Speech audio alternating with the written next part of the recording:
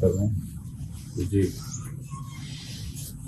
वो दफ्तर किसी की जागीर में किराए पर जी, किराए पर उसका कोई तीसरा मालिक था, हिंदी मालिक नहीं, वो भी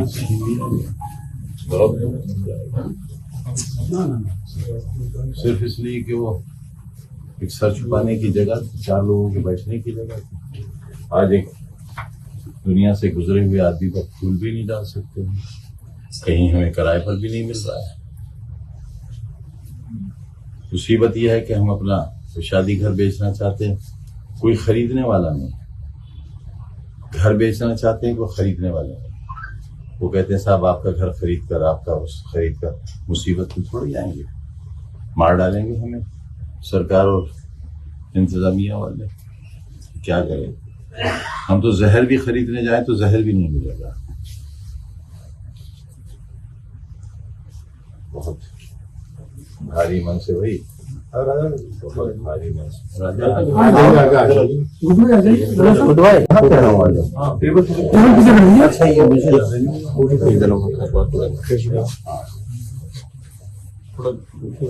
पीछे हो जाओ, आप लोग पीछे हो जाओ, पीछे आ जाओ। बस भाई हमारा तो रिश्ता ही कुछ अजीब था। ऐसा रिश्ता के साथ सदियों लोग इसका जिक्र करेंगे। हमने तो सही कहा, हमें तो राजनीति तभी छोड़ देना चाहिए। समाजवाद की पूरी मैच तो बल रही थी हमारी।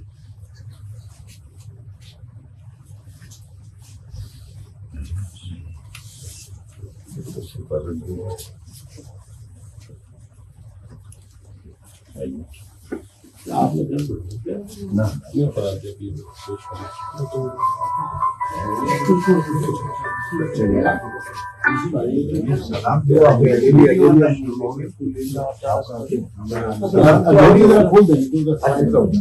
यादव में जो नेताजी मुलायम सिंह यादव की पुण्यतिथि, क्या उसको लेकर कहेंगे? आपने फूल भी चढ़ा है। दिखावे के लिए तो मुझे सैफ ही होना चाहिए, लेकिन जिंदगी का वो रुख ही नहीं रहा। यहाँ अहबाब ने, अध्यक्षी वगैरह दोस्तों ने गिराए भी थी, चौहान साहब ने गिराए भी कि मुझे सैफ ही जाना चाहिए। लेकिन यह ऑफिस भी छीन लिया गया, किराए की इमारत थी, जो मालिक था उसको भी हमारी वजह से नुकसान हुआ। किराए पर कोई दफ्तर देने के लिए तैयार न हुआ, तो अपनी बैठक में ही, गरीब बैठक में रस्म अदा की है, उससे सिवा कुछ नहीं किया है। और मेरा दिल चाहता था कि उसी शहर में जहां यहाँ के लोगों पर ऐतिहासिक जुल्म ढाए गए, वहां मैं रहूं। शायद मेरे एहसासात की जरूरत थी आज, मैं इसलिए रुका हूं। तो मेरा ताल्लुक रिश्ता था, जग जाहिर है, उसे कहने की जरूरत। तो मुलायम सिंह की कभी क्या महसूस करते हैं, जो मौजूदा हालात है, जो राजनीति का जिस स्तर पे राजनीति इस वक्त है? शायद वो जाने क्यों क्या मुलायम सिंह की आप कमी महसूस करते हैं, जो मौजूदा स्तर की राजनीति है और जिस तरह से आपने मुलायम सिंह ने और राजनीति की थी उस समय की राजनीति में अपना राजनीति में? देखिए, उसके लिए तो मातम करने से कुछ हासिल नहीं होगा। जो गुजर गया जो वापस नहीं आता। अब नई पारी खेलने की जरूरत है, नई बिसात बिछाने की जरूरत है, और वो उनके जानशीनों को, ना उनकी औलाद को ही नहीं, बल्कि जो उनके राजनीतिक जानशीन, उनकी भी ये जिम्मेदारी है कि वो विरासत जो उन्होंने हासिल की है, और जो बहुत कुछ फैजियात भी हुए हैं उस विरासत में, वो अपनी फैजियाबी का कुछ हिस्सा समाजवादी पार्टी पर खर्च करेंगे, पर पैसा ही नहीं, वक्त भी लगाएंगे। भी जा रहे हैं प्रदूषण ज्यादा, बहुत शिकायत। आवाज नहीं खुली है मेरे साथ हाथ बुझे मेरे साथ इलाहाबाद वाले बच्चे को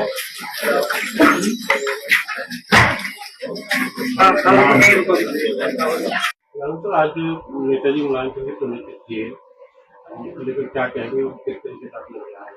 पहली बात तो ऐसे लोग मरते नहीं हैं, गुजरते हैं। और ये दुश्मन भी जानते हैं, उनके राजनीतिक दुश्मन, विरोधी। अब राजनीति में विरोध नहीं होता, कटुता होती है, दुश्मनी होती है और बेवजह बेगुनाहों से इंतकाम लिए जाते हैं। ये मिजाज नहीं था उनका। हमें तो ये याद है कि जनता दरबार में एक शख्स ने चाकू से हमला किया और जख्मी हुए नेताजी। पुलिस नहीं बुलाई, मीडिया नहीं बुलाया, उसे बुलाया जिसने हमला किया था और उसे माफ कर दिया। है कोई दूसरी मिसाल? तो ये थी सहनशीलता की इंतहा। सहनशीलता की इंतहा ये थी कि एक ऐसे शख्स ने जिसे उन्होंने जमीन से अर्श तक पहुंचाया, मैं नाम नहीं लूंगा, जिला नहीं बताऊंगा, लेकिन पूरब के एक जिले के साहब थे, बार बार टिकट देकर विधायक बनाया। वो किसी बात पर नाराज हो गए। मैं भी हर चुनाव में उनके लिए जाता रहा। वो किसी बात पर नाराज हो गए और स्टेज पर नेताजी की तस्वीर रखकर उसकी वो तौहीन की जो मैं तस्करे में नहीं ला सकता। 13वीं मनाई,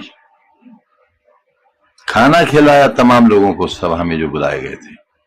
जिंदा मुलायम सिंह यादव जी की 13वीं का खाना खिलाया। बात गुजर गई।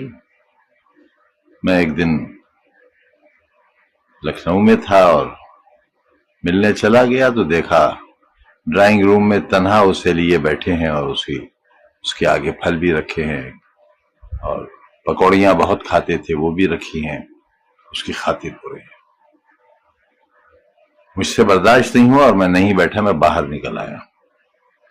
लेकिन जब वो साहब चले गए तब मैंने कहा कि साहब ये बर्दाश्त सिर्फ आप में हो सकती है, हम जैसों में नहीं हो सकती। कम से कम अगर आप ऐसा किया करें तो फिर हम जैसों को उस दिन अपने घर में आने दिया करें। इस सहनशीलता का व्यक्ति आज दुनिया में नहीं है। तो हैं, उनकी जिंदगी के कारनामे हैं, उनसे हम सीखें, आगे बढ़ें। सबको साथ लेने का जो मादा उनके अंदर था वही सरकारें बनाता था। अगर किसी के खानदान में भी 50 वोट है तो उसको 50 वोटों की इज्जत दिया करते थे। अगर 5 है तो 5 पर भी उसको इज्जत दिया करते थे। और जब तक राजनीति में हम किसी को सम्मान नहीं देंगे, लेकिन उसे जो सम्मान का मुस्तहिक है, उसे नहीं जिसकी खाली झोली खाली जेब सिवाय नारेबाजी उछल कूद के, ऐसे लोगों से नुकसान होगा और अपने फिदाइन को तलाश करने की जरूरत होगी। वही हमारे काम आएंगे और वही इस दौर को बदलने में भी कामयाब, तभी असल समाजवाद।